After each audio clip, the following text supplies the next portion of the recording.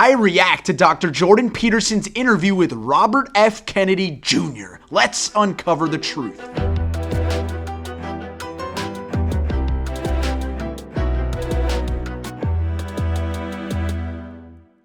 So this interview popped up on my page just as a lot of far-right interviews tend to do, and I was like, you know what? We gotta react to this one. We gotta show you guys this one because, well, the man being interviewed just so happens to be running for president of the United States on the Democratic ticket. So for those of you who don't know who Dr. Jordan Peterson is, let me try to sum him up in as few words as possible. He is a former professor / clinical psychologist who turned into an internet guru for young, disenfranchised men. Basically, the thesis of all of his work that he expresses through his vlogs, his books, and his expensive seminars is that the modern man is in decline due to left-wing liberal ideology. And so he tries to teach young men how to become alpha males.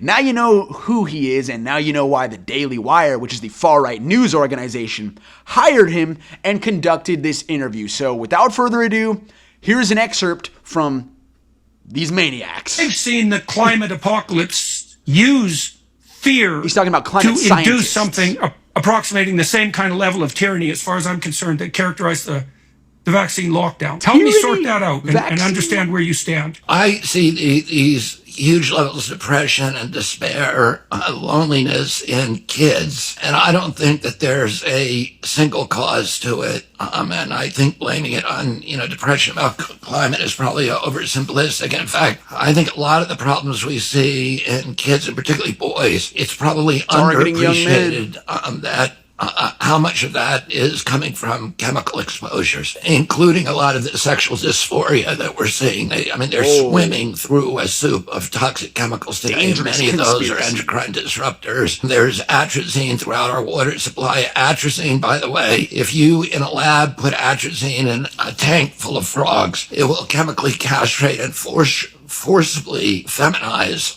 every frog in there, and 10% of the frogs, the male frogs, will turn into fully viable females able to produce viable eggs. If it's doing that to frogs, there's a lot of other evidence that it's doing it to human beings as well. Oh my God.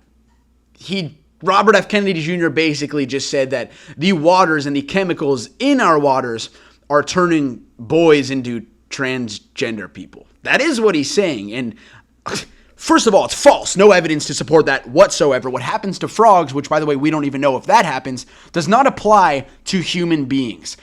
Secondly, guys, my initial reaction here is that this is the Daily Wire who is pushing this agenda that external forces and culture and teachers and things outside are converting people who they believe are heterosexual into either gay, identifying as gay, homosexual, lesbian, or even switching their gender, which is why he calls it sexual dysphoria, making it sound like some disease when really it is just something people do when they don't feel comfortable in their own body. And have these guys ever stopped and thought about, hey, maybe the reason more people appear to be coming out of the closet and changing the gender that they were given at birth is because they feel more comfortable to do so in this free liberal society.